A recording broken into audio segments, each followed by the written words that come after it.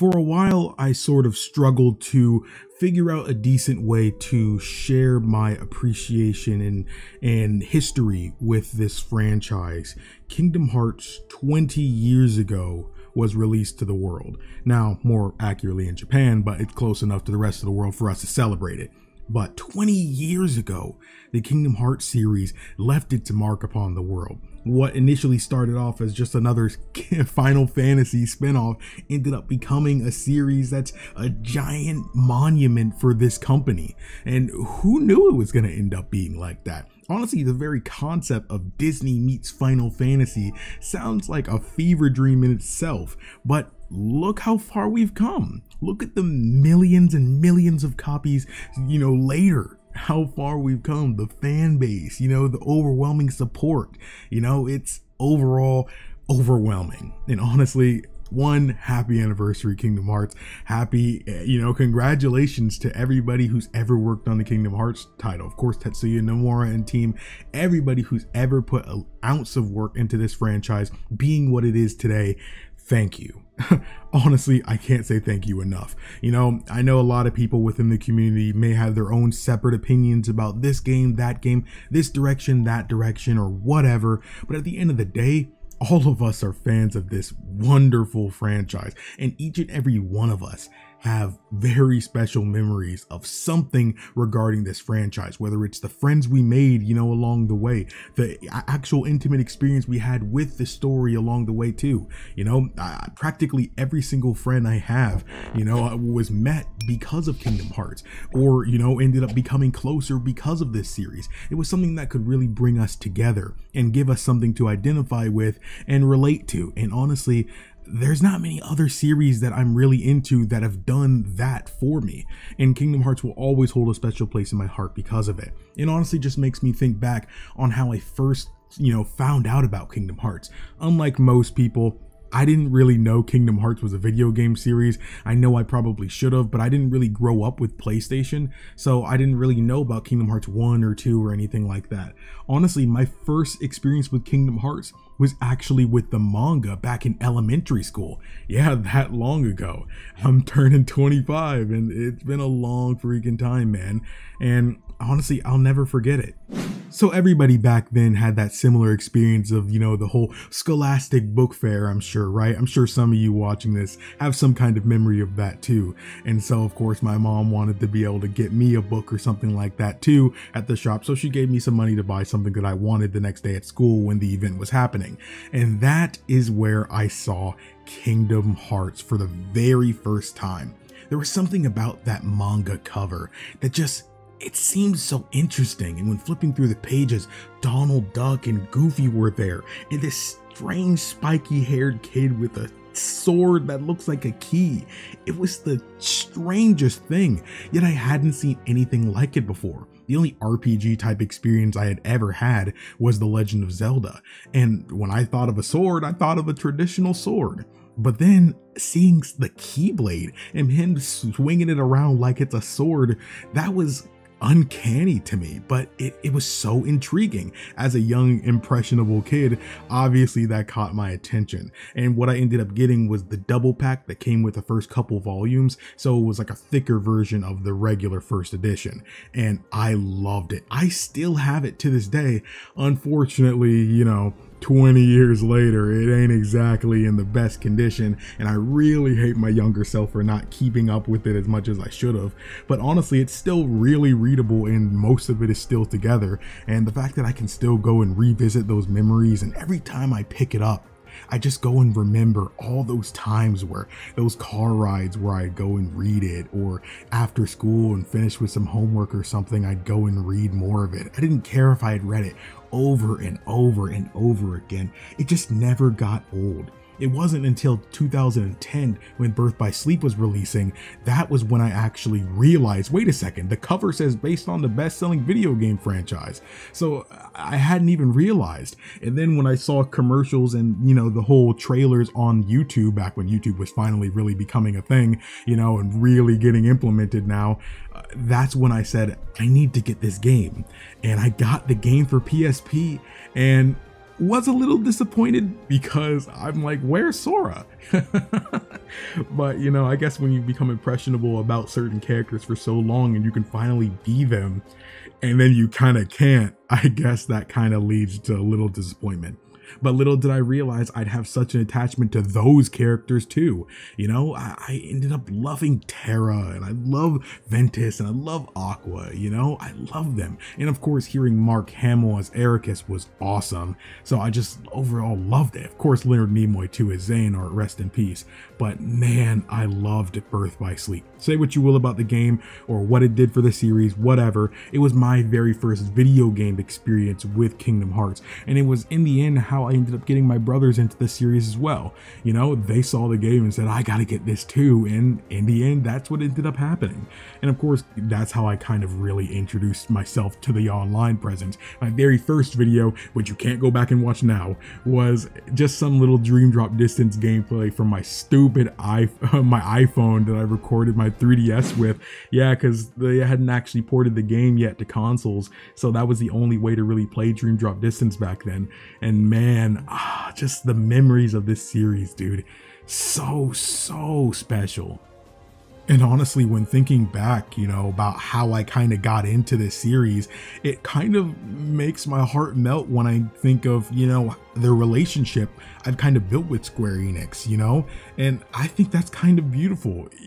Imagine telling my younger self, hey, kid, you're gonna work with Square Enix someday, dude. You know, they're gonna send you the games early so you can check it out and let your community know about it. Dude, my younger self would geek out. He'd also believe I was a liar, but but hey, that's what ended up happening, dude. When Melody of Memory was releasing, that was the first time I actually started building a relationship with Square Enix. They sent me the game early for me to be able to experience it with you all, and I played through the entire thing before the game came out, and we got to theory crafting immediately on stream, and the videos were being pumped out after that. We were talking about Quadratum, you know, everything that, you know, we've already kind of discussed, you know, everything with Riku going to try to save Sora, Kairi's training with Aqua, you know, the whole unreality, all that kind of stuff. Everything that could be enticed with that, you know, with Square Enix World's possibility. The possibilities are freaking endless. And the fact that it all started with Square Enix trusting me, you know, to be able to play this for you guys and be able to make content on it, that was beautiful. Honestly, it truly was. And of course that ended up, you know, blossoming into more. You know, I've been able to work with Square Enix with Final Fantasy and such since then, and it's been beautiful. It's honestly been really beautiful, and I honestly can't thank you all enough for really kind of sticking with me through the highs and lows of everything that's happened on this channel, and I really am appreciative. So honestly, thank you, Square Enix, again, for not only making Kingdom Hearts, but for, you know, being able to trust me and be able to want to build a relationship with me. I'd love for things to go even further, you know, so say when Kingdom Hearts 4 is coming out, they can send me out there and I can give you guys some exclusive content that, you know, some other people might not be able to give you because they didn't have the same opportunity. And with you all behind me, you know, trying to make this happen, I couldn't be more thankful. Let's do this. I really would love for that to happen. Then of course I did embark on the endeavor to go and let's play all the Kingdom Hearts games, and then after the whole let's play phase kind of ended, I ended up becoming more of a discussion and theory kind of guy regarding Kingdom Hearts. And honestly, most of you watching this video probably met me through that period, you know, of this channel. While I don't necessarily specialize in Kingdom Hearts now as my primary source of content, everybody who knows me knows how well versed I am in this series and how much it means to me. The theory days, you know, of course, long before Kingdom Hearts 3 were some of my favorite times, because again, there was so much the series was building up to. You know, we hadn't had the answers for 90% of what we know yet. All we had were bits and pieces of what Nomura was planning in the long run. And if you were smart enough, if you were, you know, I guess dedicated enough is the proper thing to say, then I guess in the end you could figure out some stuff before it was officially announced. I'll never forget the whole Terra's Ansem's Guardian thing. I caught that, you know, 6 years ago And I can't believe it actually ended up being true, especially because back then, you know, so many people didn't seem to believe that, because it seemed like such a reach, you know, a very small moment that didn't really have any dialogue in it. That was enough, you know, to make you think that. Yes, it was. And in the end, I was right. So, hey, I still love thinking about Kingdom Hearts in this way, man. You know, regardless of how you may feel about how certain characters are handled, you know, we all want more from Kairi and etc. I don't necessarily think any character in Kingdom Hearts is a bad character. More often than not, my distaste or lack of, I guess, passion for certain characters may come from me just wanting to see more of them. That's probably how I feel about it more accurately. While some people spending their time hating characters that I feel don't really deserve to be hated, I kind of just want to see more of them. When I see, you know, what happened with Kairi in Kingdom Hearts 3, I'm not mad because she sucks as a character. I'm mad because I just want a new Kairi game already, man. And, you know, that's what I freaking want. I want to see the results of her and Aqua's training together. You know, I want to see her there and try to go and rescue Sora. That's what I want. I want to see more of Riku and his endeavors post, you know, conquering the darkness within him. You know, I want to see Terra, Vin, and Aqua really be able to reconnect again after all these years. We saw them, of course, reconnect initially, but how are things since then? I want to know what happens next. You know, I want to see them go on a new adventure together, this time really together. That's what I want. And again, Kingdom Hearts can just keep going and going and going when you think of it in this way. And that is the perfect way for Kingdom Hearts to go forward. There's so many different branching points. Of course, we have Yozora and the Shibuya crew, etc. And however they may end up playing, you know, the World Ends With You series into it, who knows? But there's still so many branching points. Again, anything they could do with the Birth by Sleep trio. What are they going to do with the Days trio? Now that Lee, Shion, and Roxas are all together, what's next? You know, and of course, Aiza too. What's next? What's next with these guys? What are they going to do? Are they going to help out? Are they going, you know, at least the Keyblade wielders of them, are they going to become Keyblade masters too? Are they going to go help in the effort to find Sora? Who knows? Who knows? Of course, there's all the whole thing with the foretellers and stuff, with them being summoned to the future. You know, what's going on here? What's going on with that? There's so many things you can do with Kingdom Hearts, and we still don't have the answers for any of those things. And it's like every time we get an answer for something in Kingdom Hearts, another question is presented.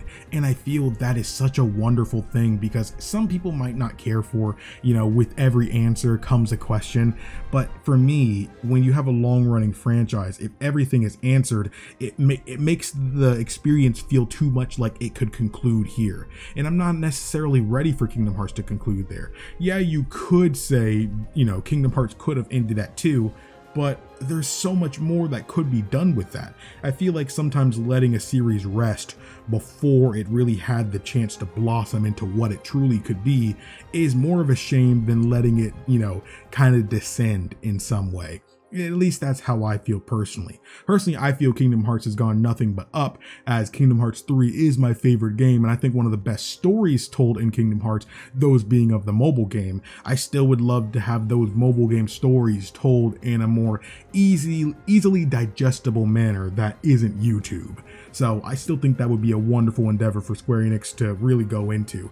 And I know there's still the whole topic of the Kingdom Hearts 20th anniversary. What are they going to show? Of course, you know, they don't really do public events for this sort of thing. And when they do, it's really more of a private affair. So I don't expect a live stream or anything like that. I know there are other Kingdom Hearts channels and stuff that probably have already told you this sort of thing. But in the end, I'm just kind of happy that we're going to get something regardless. I know Nomura and team have big plans. I know the last project Nomura was semi part of, which he was mainly just giving the idea of the story, and that was, you know, Stranger of Paradise. But I know his full attention has basically just been on the 20th anniversary event. What will be unveiled? Will we get that Disney Plus show? Are we going to get the next console, you know, announcement? Will it be Kingdom Hearts 4, or will it be, you know, a side endeavor into Virum Rex to give us the information we need to get Kingdom Hearts 4? Will it be a side Kairi game? Who knows? And honestly, that excites me. The fact that I don't know means there's more for me to learn and experience. And honestly, when I get to learn and experience more, that means I get to share it with you guys. And honestly, that's the second half of the fun for me, at least somebody who loves to talk too much. And honestly, I hope those of you that like to hear someone talk too much, that just means we get to have so much more discussions about what's to come. The opinions, whatever your opinion is on it, I want to hear it. Whether it's something negative or positive, let's discuss it. That's what I love to hear. And honestly, I think that's just what Kingdom Hearts is in a nutshell. A series that makes everybody I know talk too much. And I wouldn't want it any other way. Happy birthday, Kingdom Hearts. Thank you all so much for watching. My name is KingdomAce, and remember everyone to play some games, have some fun, and enjoy your day today.